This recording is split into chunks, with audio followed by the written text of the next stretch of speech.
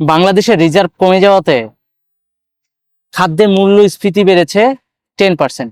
অর্থাৎ আপনি যেই পণ্যটা 100 টাকায় কিনতেন সেটা এখন 110 টাকা লাগতেছে কিনতে।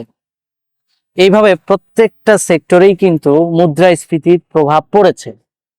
এখন এই মুদ্রাস্ফীতির প্রভাবে বাংলাদেশের মানুষের আয় কিন্তু বাড়ে নাই, আয় একদমই বাড়ে নাই, বরং ব্যয় বেড়ে গেছে। বাংলাদেশের মানুষের আয় যখন কমে যায় এবং ব্যয় যখন বেড়ে যায় তখন সঞ্চয় থেকেই সেটার ঘাটতি পূরণ করতে হয়। বর্তমান সময়ে বাংলাদেশের মানুষ সেটাই করছে। আর এই অর্থনৈতিক দুরবস্থা থেকে অতি দ্রুত উত্তরণের জন্য যে জিনিসটা করতে হবে সেটা হচ্ছে বরাবরের মতোই আমি বলে আসছি যে বিষয়টা, সেটা হচ্ছে জনসম্পৃক্ততা বাড়াইতে হবে সরকারের। কিভাবে কি কাজ করলে সরকার এই রিজার্ভের ঘাটতিটা পূরণ করতে পারে সেই দিকগুলো পয়েন্ট বাই পয়েন্ট উন্মোচন করতে হতে পারে।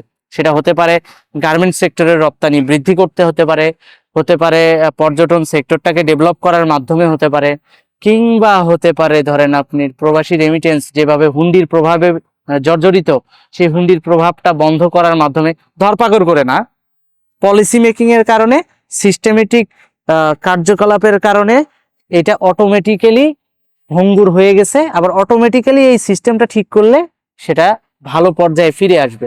তো পলিটিক্যাল ধরপাকড় কিংবা মারামারি কাটাকাটি পুলিশের ধরপাকড় করে আসলে এটার থেকে উত্তরণ করা সম্ভব না। মুদ্রাস্ফীতি থেকে যদি আমাদের বাঁচতে হয় আমাদের ফরেন রিজার্ভ বাড়াইতে হবে।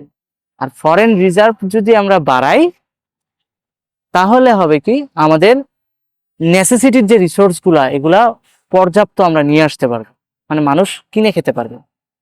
সো আমাদের উচিত সিস্টেমের যে ফাঁক ফোকর আছে এই ফাঁক ফোকর গুলোকে পুডিং দিয়ে বন্ধ করে দেওয়া, যাতে করে নতুন করে আবার ওই ছিদ্র দিয়ে কিছু না পড়ে।